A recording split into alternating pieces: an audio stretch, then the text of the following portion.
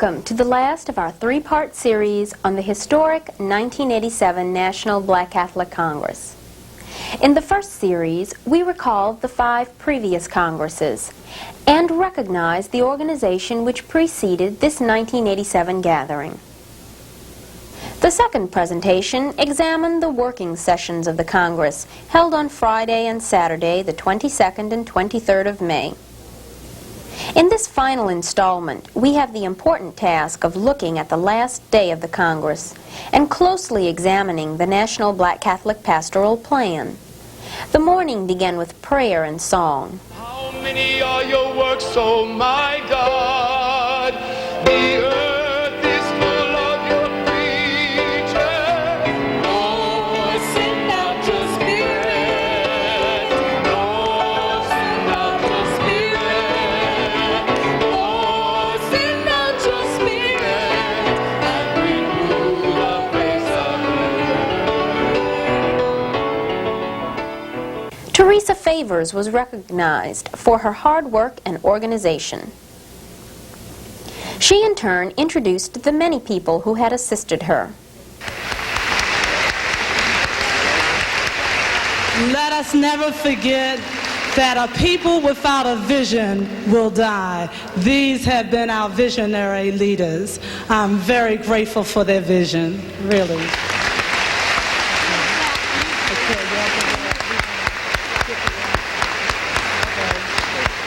I also want to recognize the people who have worked from 7 in the morning, perhaps 6 o'clock in the morning, to 4 o'clock in the morning.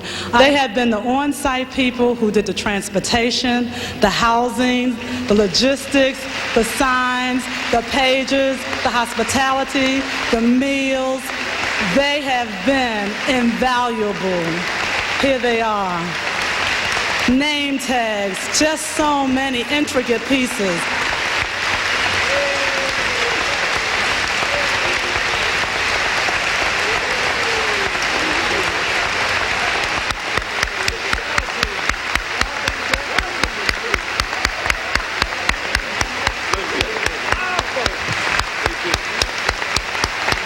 Melba Hill then gave the results of the Resolutions Committee.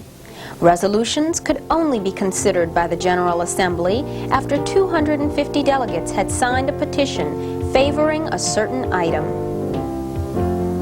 One resolution in particular, which received more than enough names, was that which asked for more black ordinaries.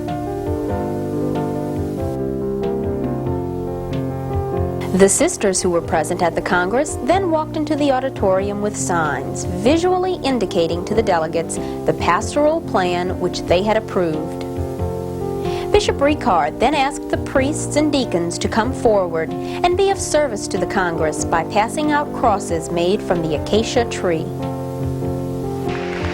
The acacia tree was the wood of the tree was used to build the Ark of the Covenant in the Old Testament. And the wood of the tree is believed to have been used at Calvary. And the tree is native of our native land of Africa, which shows a visible link of our faith and our heritage. Delegates were given their crosses by the priests and deacons.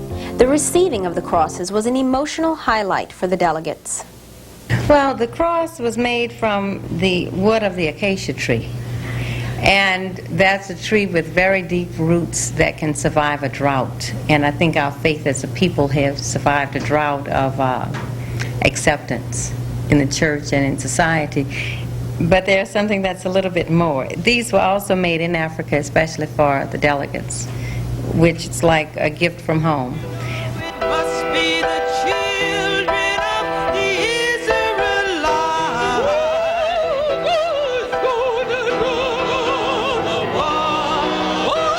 Come on and wait in the water. No half-stepping now, church. The water.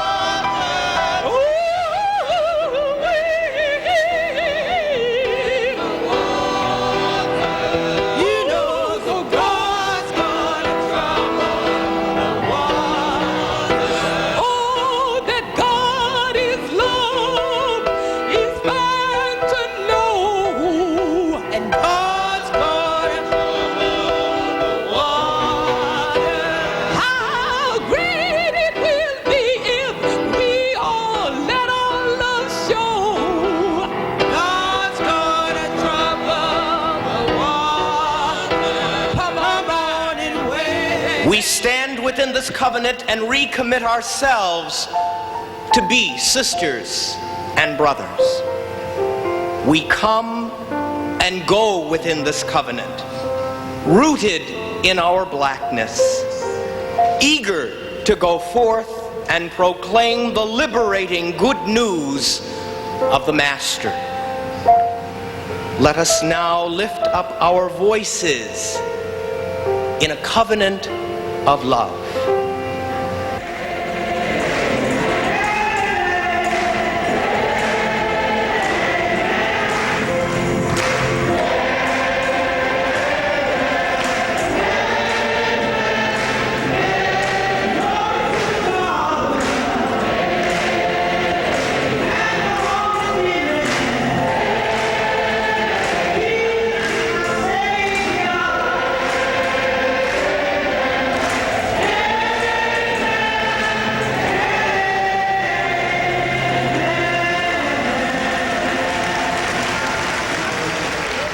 The delegates then moved back to the shrine for a final Mass.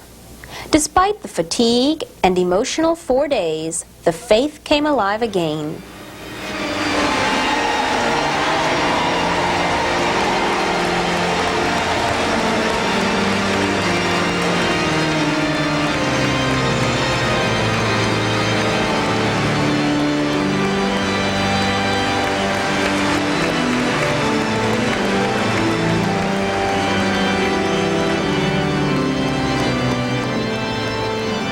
Singing and liturgical movement once again brought into perspective the Catholicity of this Congress. It demonstrated, as it did on opening night, the love of Black Catholic men and women for their church.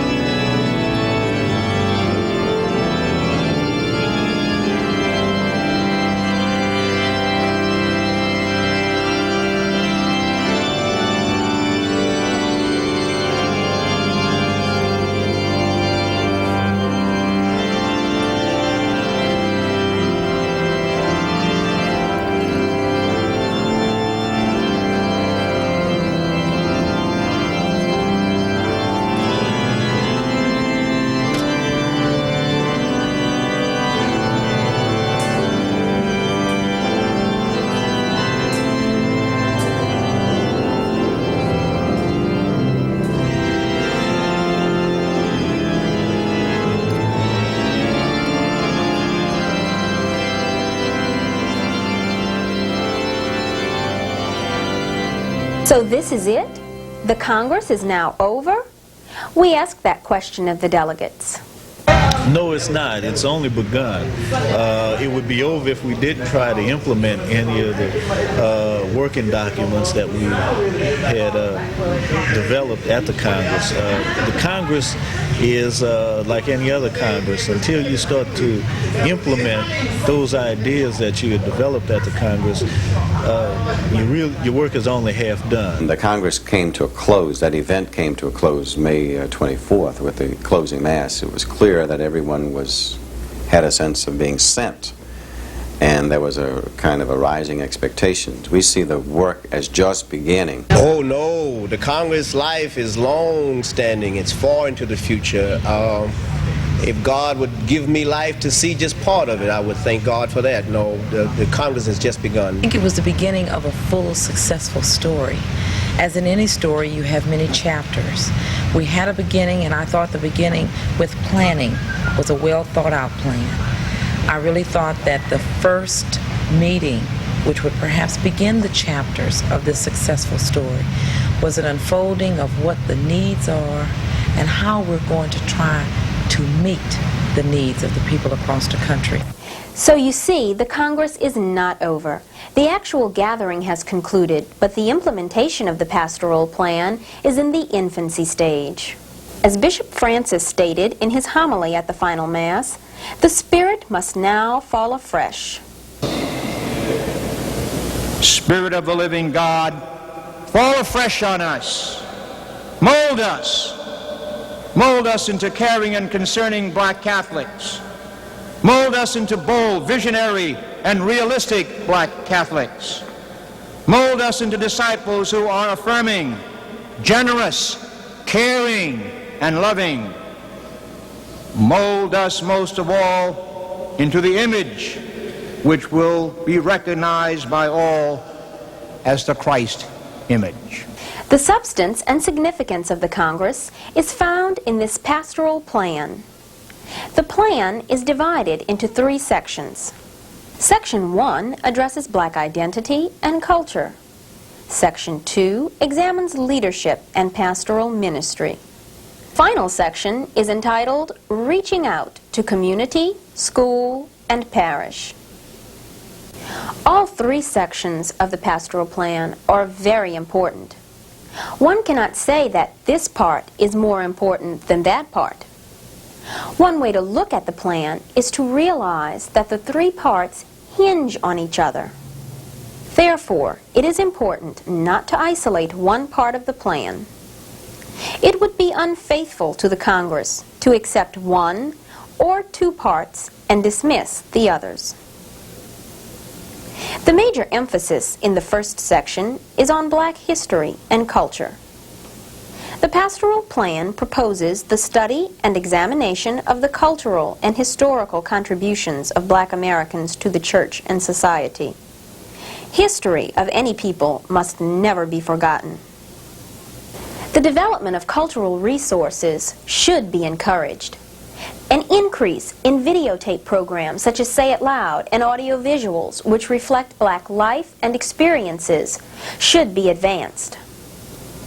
The Congress proposed that the Catholic community identify skills and talents of local blacks who, through dance, drama, and music, could bring a black cultural perspective into the church. The Congress calls for the use of black cultural symbols in houses of worship, schools, and Catholic institutions that serve special needs. The Congress addressed black family traditions and values. The black family must remain strong, said the Congress. One thing in particular was that as black families, we should look out for our children and be sure that they are not dealing with the drugs, and also that be aware of their peers, who they're around with, and kind of pull ourselves as a black family, be a person not only, say, with a blood family, but as a family of blacks, come together and be as one. Some of us grow in a family, but we really never get to know each other because time is not taken for dialogue, for communication. And so a young person finds it very difficult to communicate with mom and dad because they don't know each other. Mom and dad are working, kids going out to school, and so praying together, eating together, doing things together as a family so that the spiritual aspect may permeate the relationship, communication, understanding. Family can exist to support, to help the individual develop values, and at the same time to help that individual interpret what he or she sees in the environment. Today, for some reason, our black families have been programmed by the media. They have not espoused their African legacy. As a matter of fact, they don't even know what that is all about. And so, therefore, you have families with no traditions, with inability to establish traditions in terms of family unity. The Congress asked that youth concerns and needs be addressed, that leadership training programs be initiated for youth. The Pastoral Plan urged the development of programs to prepare black Catholic men and women for the parish ministry. The final section of Part 1 is concerned with the liturgy. It was proposed that a conscious effort be made to infuse elements of black culture into the Roman liturgy. Liturgy must meet the needs of black Catholic men and women and should reflect their lived experiences. There is a need for effective preaching which speaks to the needs and aspirations of black Catholics. Good preaching must be demanded. This is just a brief overview of what is contained in Section 1 of the Pastoral Plan. Much more is included that we simply don't have time to air here. That is why it is of utmost importance that all who view this presentation read the Pastoral Plan. Section 2 is concerned with leadership and pastoral ministry. This section places heavy emphasis on decision-making in the church. The document calls for offices of black ministry in each diocese. It also calls for the inclusion and participation of blacks in diocesan structures and in diocesan policy. I believe that blacks have the potential of leadership if they are given the opportunity. I'd like to share that leadership not only with the local church here at Los Angeles, but I'd like to share that with the universal church and the church in this country. The plan concerns itself with a most important phrase. That phrase is consciousness raising. By this, we simply mean informing ourselves. Since many black parishes are served by non-blacks, the plan discusses the importance of raising the consciousness of white leadership in our parishes and dioceses. Really, what most dioceses have done, they have brought in religious communities into the diocese to serve black Catholics. And the local priests don't do a thing. And the local, well, it's just, they have never been involved in it. So all of the religious communities work with black Catholics. In my own diocese, all my black parishes are Josephites or ESVDs. Only one is diocesan. The priest is here. He's a white priest, but he's here. But and we took that over from a religious community. But we have to get our priest. And one thing, a lot of my priests are from Ireland. And so what I have to do is to all get those priests to understand the mission of evangelization. Black Catholics need to raise their consciousness by sharing and showcasing the various gifts which are present in the community. There should be joint programs with other black parishes, and white or mixed parishes should be invited to attend. This section on consciousness raising ends with the call not to be shy. Parishes should write articles, submit photos to various news media, so that the diocese and wider community will know what is happening. If authentic black leadership is to become a reality in our churches, then the encouragement of vocations must be actively pursued. The Pastoral Plan challenges parishes to develop vocations in their churches by having a vocations committee on the parish council. Parishes should work with schools and parents and make materials available which will encourage young men and women to consider a religious life. There should be a vocation support system for young men and women studying for the priesthood or religious life. We asked Ron Broussard, a seminarian who attended the Congress, why there was a need for such a support system. I think that's important because, for me personally, seminary, and in talking to seminarians from across the country, I find most black seminarians have the same general experience that we're being trained in a white seminary setting, a white cultural setting. The formation for me is basically a white formation program. And that's fine because it helps me to minister to the white community as well. But when I think of my own black brothers and sisters, which is the focal point of my response to God's call, I find that if I can't get that particular viewpoint, that particular aspect of theology on my own, for the most part, or back within the community, I'm at a loss for it. I find it's very easy as a black seminarian to fall into that trap of just getting trained in the seminary and walking out and being totally out of touch with my people.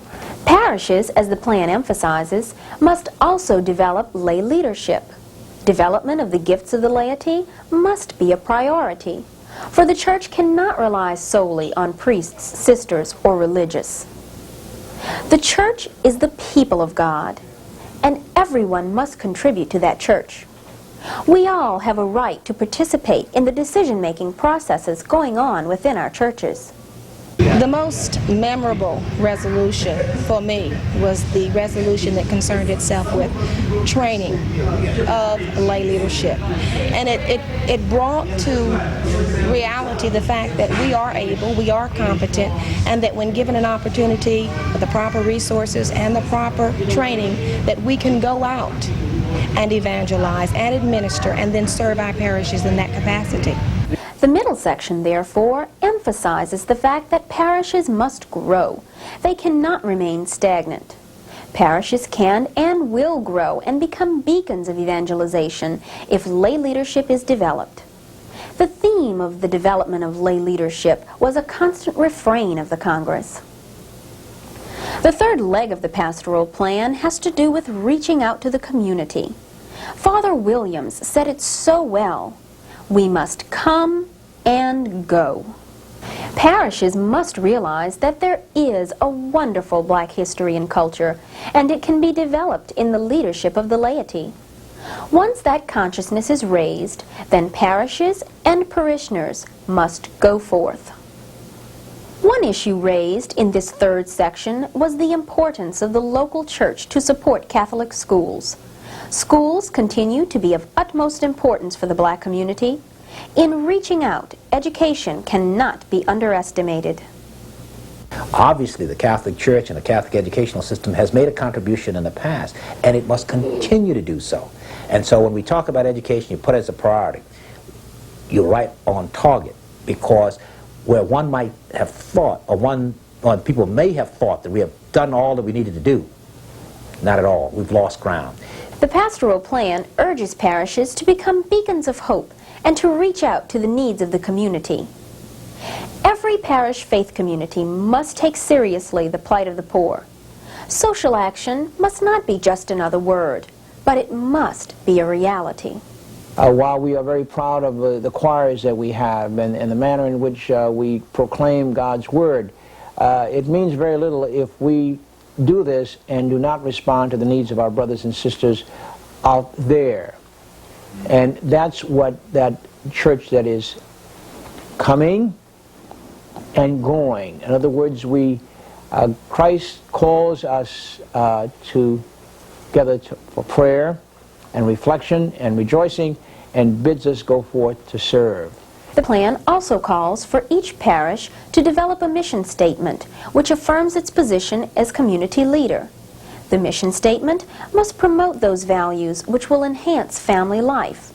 It must proclaim the doctrines of the Catholic Church, especially our moral and ethical teachings. I think that until we learn to be Christians and loving with ourselves and loving to one another, that we will get nowhere. And to me, those are the elements that are foremost in order for us to progress as a people. Another thing that has really inspired me with this Congress is that it has not restricted its agenda to just black Catholic issues. It has, however, addressed itself to the larger black community. And I think that if we are in the business of bringing blacks into the church and into a relationship and a closer walk with God, we have to look at all the issues that affect all of our black brothers and sisters. And so I appreciate that aspect of the Congress. The meeting of May 21st through the 24th, 1987, was the event. However, that does not mean the movement is over. The Congress movement is alive and well. Now, the work comes in aiding dioceses to implement the pastoral plan. Work begins now on planning for Congress 7. The National Black Catholic Congress of 1987, the 6th Congress held by Black Catholics in this country, is now history. However, future generations will judge us on how we carry forth with the principles and ideas found in the pastoral plan. Will this Congress make a difference in the lives of Black Catholic men and women? It should, and it can. But this can only happen if Black Catholics take seriously their unique culture and history. If individual parishes build on that culture by developing authentic leadership. If parishes go out to the community. To many of us, the Congress may have seemed like just another meeting. But if you have been watching these presentations closely, you will notice a difference.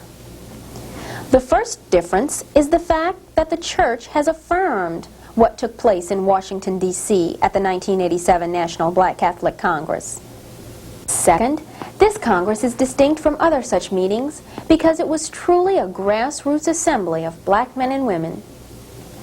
Finally, the most prominent item of the Congress was the 59-point pastoral plan. Not only the plan, but the implementation of that plan, which the national office is so faithfully following, is the key. Unfortunately, we can only include so much about the pastoral plan in a video. That is why it is so important to read the plan. The event is over, but the movement is just beginning. The Congress tells us over and over to say what we say at the end of all of our videos. Say it loud. I am proud to be Black and Catholic.